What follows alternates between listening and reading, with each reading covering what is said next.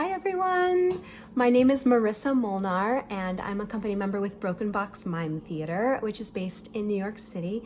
And I'm a former company member of Synetic Theater before I moved to New York. And today I'm going to talk to you about the power of the invisible and how we at Box Mime Theater use the invisible to elevate our storytelling in the hopes that sharing this can help you elevate your storytelling as well. So at Box Mime Theater, we make original compilations of short form stories. So they can be anywhere from 1 to 20-ish minutes long. They don't have to be any particular length. They usually top out at about 20 minutes. And we use only mime to tell these stories. So no sets, no props, no costumes. And they end up being sort of like short films, I would say, in a lot of ways, because they can be any genre, they can be imagistic, they can be very poetic. And these pieces are all fueled by the audience's imagination to fill in the details around what we show them. So how can you use mime to communicate complex stories and images? Here are the 4 uses of the invisible as we use them at Box Mime. So the first use of the invisible is scale. This is when we lead the audience to see something that is larger than the theater or smaller than what they might be able to see from their perspective from the audience on stage, sort of like a close-up. So for example, we did a piece called Fishing, and there was a boy who went through an emotional journey and he ended up in a boat in the middle of a lake. And at the end of the piece, he was out in the middle of the lake on a boat, looking around him. And I imagine that this is pretty much the perspective that you would imagine someone looking at someone on a boat, because usually this is how we would see them if they were standing at the edge of the lake. But then we transitioned so that he was on his back, looking up at the stars. And we were looking down at him from the top, from above, as if the camera was above us.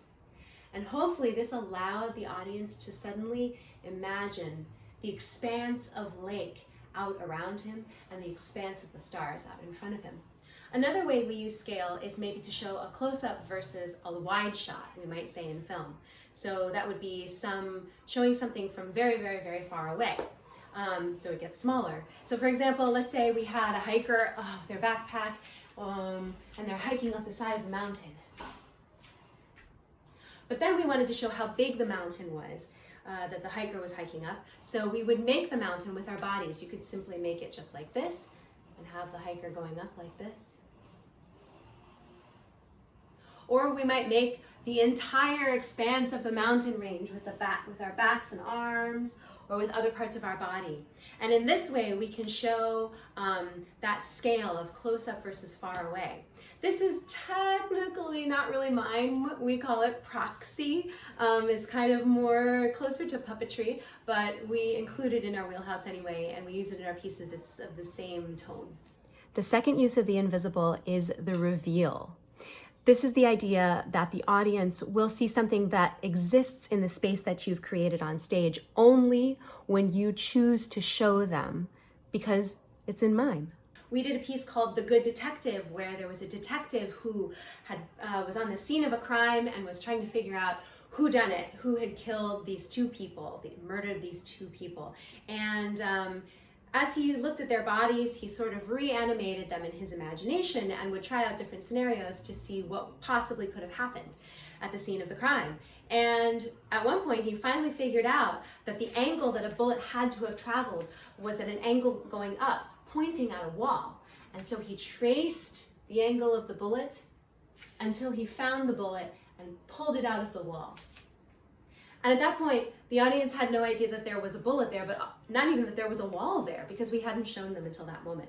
In the same piece, he also found a safe behind a portrait hanging on the wall. And again, the audience doesn't know that there is a portrait painting on the wall until he pulls it off the wall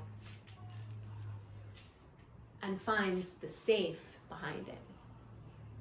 The third use of the invisible is dramatic irony, and what I mean by that in this context is that what is transparent to the audience in mime is opaque to the actors. So a super simple example of this would be if the actor was looking at a newspaper, and they're reading the newspaper, and then they see someone that they want to hide from, and so they put the newspaper up in front of their face. So the person that they're trying to hide from, of course, can't see them because the mime newspaper is in front of them, but the audience can still see them, and so they're able to see both things at once.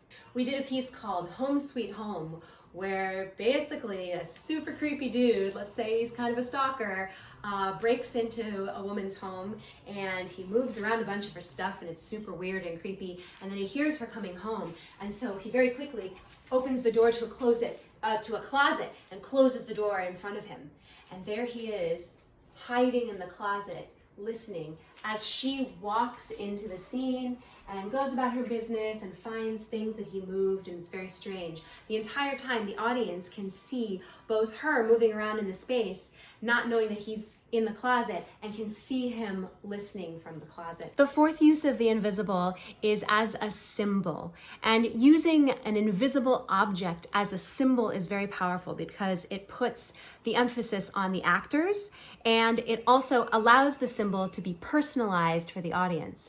So, for example, we did a piece called Duet, where two women fell in love while playing a duet on a piano, and we follow their story, their love story, through the entire piece. They get married, and they have a life together, and they grow old together, and finally one of them dies. And at the end, it's very moving because the entire piece has been centered around this piano, which is actually right in the center of the space. And having a giant piano in the center of the space allows us to both see them head on as they have these moments behind the piano, but that are as they're touching the piano, as they're touching each other, as they're centered, everything's centered around the piano. So it really brings that emphasis onto them. And then it also becomes this beautiful symbol of their love that is personalized for the audience, in the sense that the audience can imagine what kind of piano it is, because we sort of don't really show them. I mean, we don't tell them what color it is. We don't tell them what type of piano it is. And so the audience is able to see whatever they see from their own experience. So those are the 4 uses of the invisible in mime, as Broken Box Mime Theater breaks them down. I'm sure there are many other ways to think about this, and we are happy to share our ideas, put these ideas out there into the discussion. And of course, physical theater is as diverse as its practitioners, so there are millions of ways to think about all these things, but we hope that this was helpful and contributes to everybody's ideas out there. Thanks so much.